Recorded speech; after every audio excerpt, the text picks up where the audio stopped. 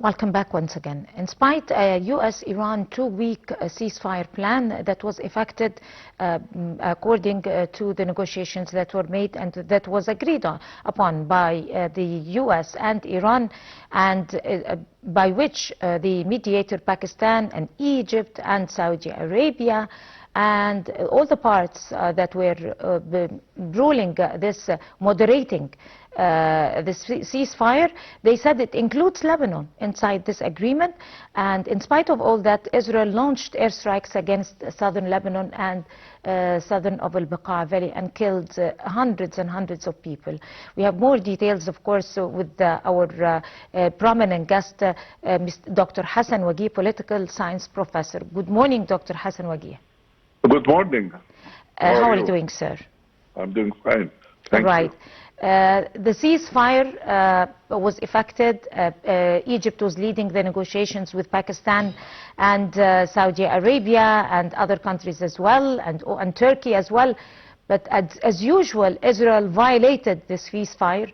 No respect to any agreements, no respect to negotiations or to international law, and bombarded a heavily populated place in Lebanon, southern al-Baqa Valley, and killed hundreds of people. Almost 250 people were killed and injured 1,165 people that are wounded now. How do you assess this particular step, the violation by Israel? Actually, it is not only me, the whole world, the fair-minded in the world really raised hell regarding this massacre. I mean, this is unbelievable thing to happen. And this is against international law, against humanity. It's a war crime. You know, civilians were hit hardly. I don't think that this will make any peace. And I think that this would exacerbate conflicts all the time. The theory of absolute security for Israel on the account of others will never work out in the final analysis. Right.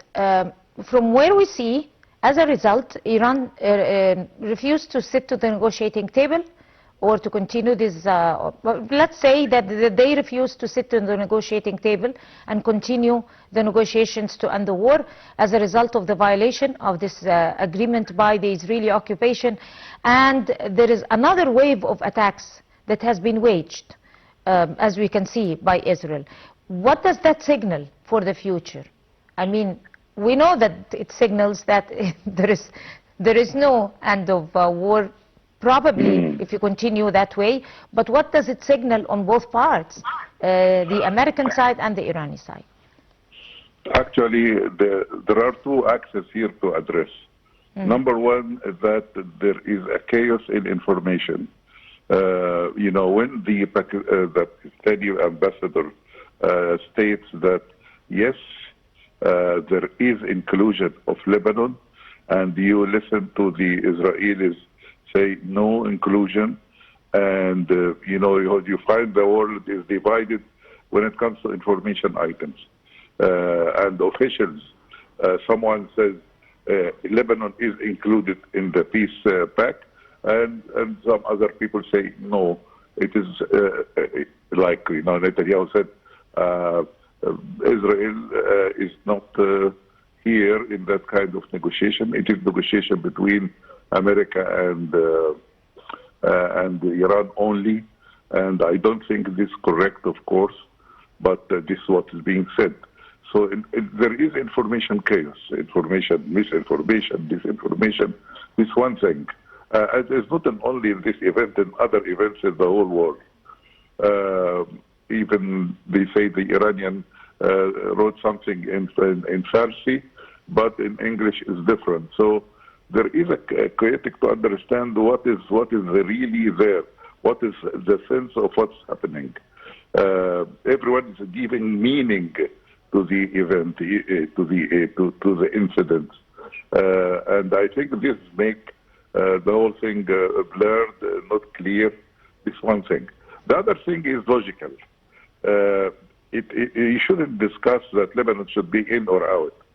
Lebanon and every part in the Middle East should be in.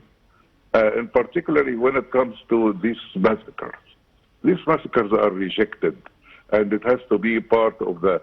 You cannot make peace in a separate channels. It should be a holistic peace for the area, because stability is a holistic thing also. Right, that seems so much, very much true. But at the same time, if peace is not affected, Israel has been part of this war, whether they deny it or no. And at the same time, if the U.S. is abiding by the Israeli rules and continuing to follow the rules, the Israeli rules, this is not going to lead the U.S. or the whole world or Iran or the region to anywhere, because Iran will continue to retaliate.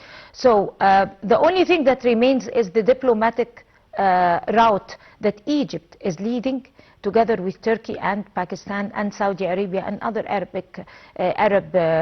countries. Do you think that they're going to sit to the negotiating table once again? I'm talking about the United States before Iran. Or with this breach of the agreement, there is going to be stiffness on Iran's part and retaliation, and there is going to be more harsh retaliation on the U.S. side. What is exactly going to be unfolded in the coming week? I think that what was proven to the entire world is that wars are mean one thing. You go in vicious circles and vicious rounds, and it will never end, and with no palpable results for anyone. And no one can cancel the other. This is number one.